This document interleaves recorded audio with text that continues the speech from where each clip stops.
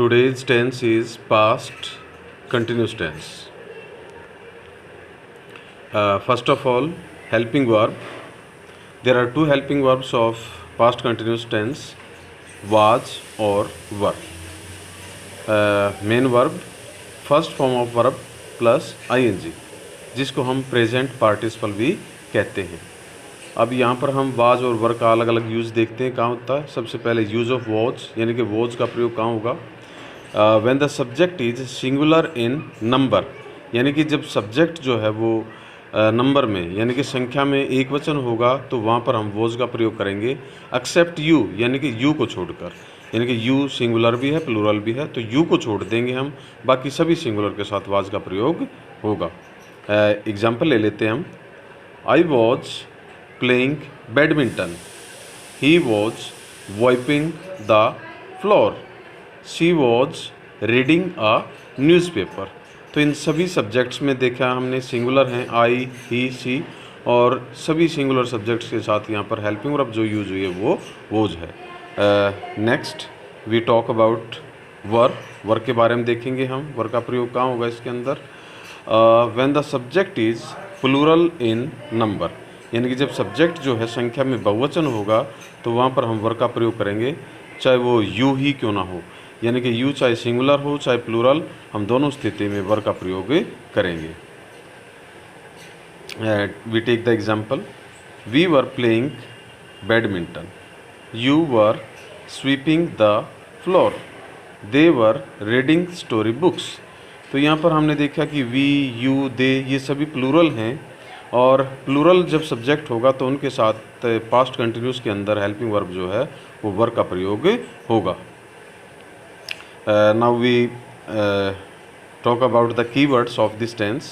Keywords: all last week, all last month, from 6 o'clock to 8, for a long time yesterday. तो ये कुछ keywords हैं और इनके अलावा और भी keywords इसके अंदर हो सकते हैं. तो keywords जो है वो उस tense को समझने के लिए हमारी काफ़ी हेल्प करते हैं. नोट देखते हैं क्या विशेष बात है इसमें. Past continuous plus past simple. Example: I was painting a picture when he phoned me. मैं एक पिक्चर को पेंट कर रहा था जब उसने मुझे फ़ोन किया. तो यहाँ पर एक पार्ट जो है पास्ट कंटिन्यूस का है और दूसरा पार्ट यहाँ पर जो है वो पास्ट इंडेफिनेट का है, और बीच में जो कंजंक्शन है यहाँ पर वो व्हेन है. When I was painting he found. तो इसी सेंटेंस को दूसरे वे में देखा हमने. व्हेन स्टार्टिंग में लगा के, जब मैं पेंटिंग कर रहा था तो उसने मुझे फ़ोन किया. तो दोनों स्थितियों में कंजंक्शन व्हेन है यहाँ पे, और जो दो पार्ट्स को ये कनेक्ट कर रहा है उसमें एक में पास्ट कंटिन्यूस होगा और दूसरे में पास्ट इंडेफिनेट होगा.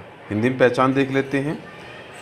वाक्य के अंत में रहा था, रही थी, रहे थे इत्यादि ये बातें हिंदी में आएंगी, और ये चीज़ें जब हम हिंदी में देखेंगे तो वो पास्ट कंटिन्यूस की हिंदी में पहचान होगी. जैसे मैं बैडमिंटन खेल रहा था, वह अखबार पढ़ रही थी, वे कहानियों की किताब पढ़ रहे थे. तो इन सभी हिंदी के वाक्यों में अंत में रहा था, रही थी, रहे थे आए हैं. तो ये हिंदी में जो है पास्ट कंटिन्यूस टेंस की पहचान बताते हैं. अब हम देखेंगे uses of past continuous tense. सबसे पहले हम वाइल के बारे में बात करते हैं. वाइल का प्रयोग केवल पास्ट कंटिन्यूस में ही होगा, यानी कि वाइल जो कंजंक्शन है वो पास्ट कंटिन्यूस में लगेगा, जबकि वैन जो है वैन का प्रयोग पास्ट परफेक्ट में भी होता है. क्योंकि भी क्यों लिखा हमने? क्योंकि वैन जो है वो पास्ट कंटिन्यूस में भी यूज होता है और पास्ट परफेक्ट में भी, जबकि वाइल जो है वो केवल पास्ट कंटिन्यूस के अंदर ही यूज होता है. तो इससे भी हमें ये टेंस समझने में हेल्प मिलेगी. एग्जाम्पल ले लेते हैं. When I visited his house, he was playing. जब मैं उसके घर गया तो वो खेल रहा था. He was playing. When I visited his house. तो ये दो टेंसेस का कंजंक्शन है यहाँ पे, दो टेंसेस कनेक्ट किए गए यहाँ पे. He was playing past continuous है, और आई विजिटेड जो है क्योंकि सब्जेक्ट के साथ वर्ब की सेकंड फॉर्म है तो ये पास्ट इंडेफिनेट है. तो दोनों ये जो पार्ट कनेक्ट किए गए हैं, एक पास्ट इंडेफिनेट और एक पास्ट कंटिन्यूस, और कनेक्ट किए गए हैं वैन के द्वारा. He fell down while he was trying to climb a tree. वह नीचे गिर गया जब वो पेड़ पर चढ़ने का प्रयास कर रहा था।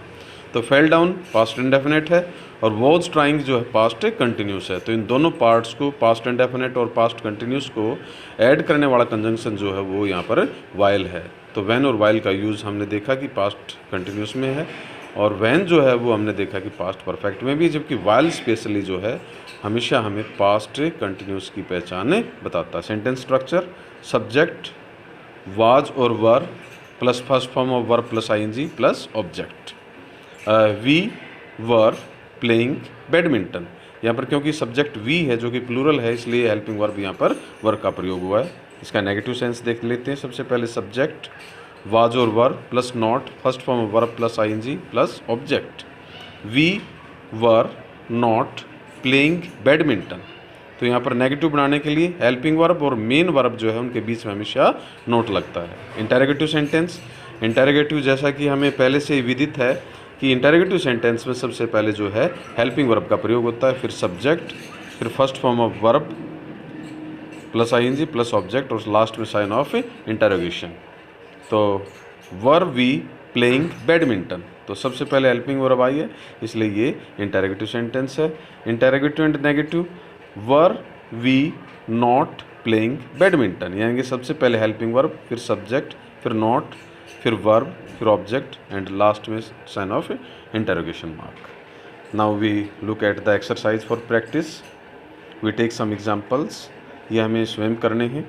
When the teacher came the students dash make a noise.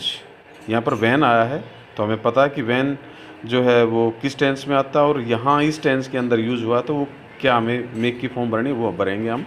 I did not see the teacher dash stand behind me.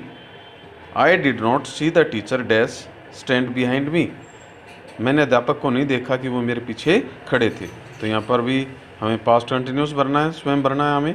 I dash take my lunch box when the bell ring. यहाँ पर क्योंकि कंजंक्शन व्हेन आया तो हमें पता है कि when जो है उसमें क्या टेंस भरना है। यहाँ पे हमें हेल्पिंग वर्ब और मेन वर्ब की कौन सी फॉर्म आएगी। The boy jumped of the bus while it dash move. यहाँ पर वाइल आया है, while particularly present past continuous में ही आता है, तो यहाँ पर हेल्पिंग वर्ब और मूव के साथ आईएनजी भरेंगे हम। तो इस प्रकार हमारा ये टेंस कंप्लीट।